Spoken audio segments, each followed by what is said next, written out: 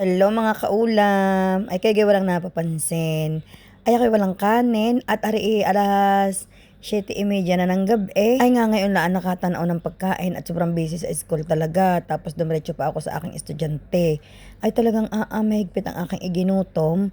Pero kahit sobrang aking gutom, ay hindi pwedeng kumain ng kanin at gabing-gabi na. Ayan yung tira ko pa na pinangat na lumahan, yung mackerel.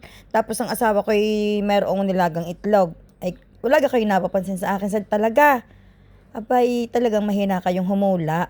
Ay, si Indigarote nakakutsara.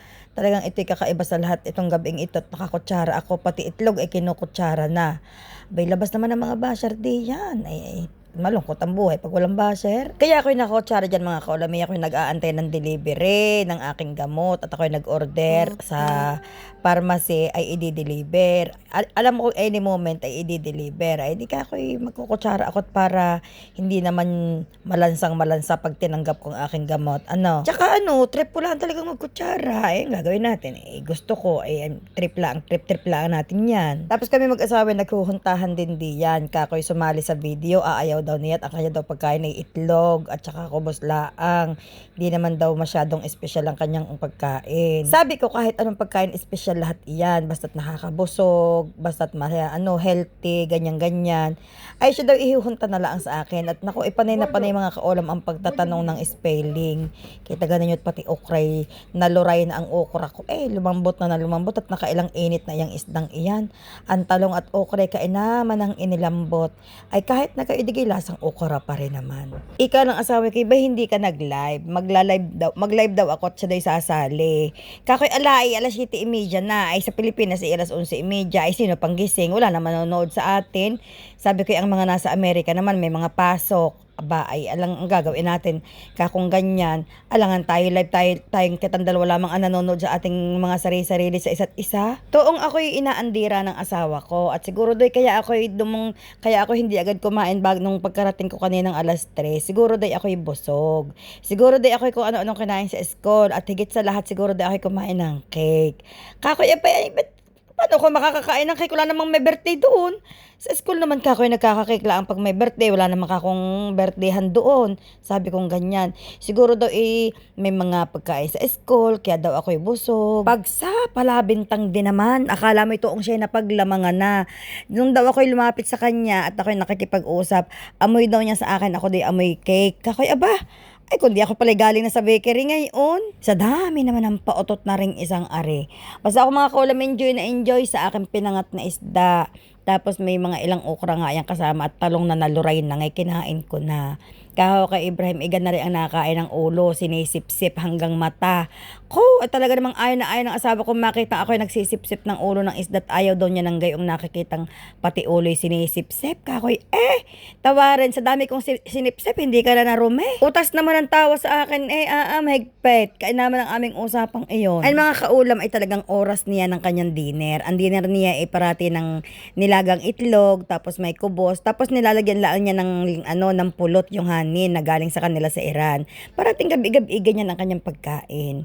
Naramdaman ko para talagang nakalamang akin sikmura.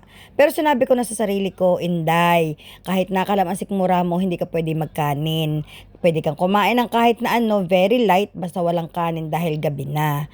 At gang mahirap nga dadaan nga ang gabi. Ako minsan mga kaulam talaga, pag ako'y nakain ng kanin sa gabi, ako talaga hirap na hirap matulog.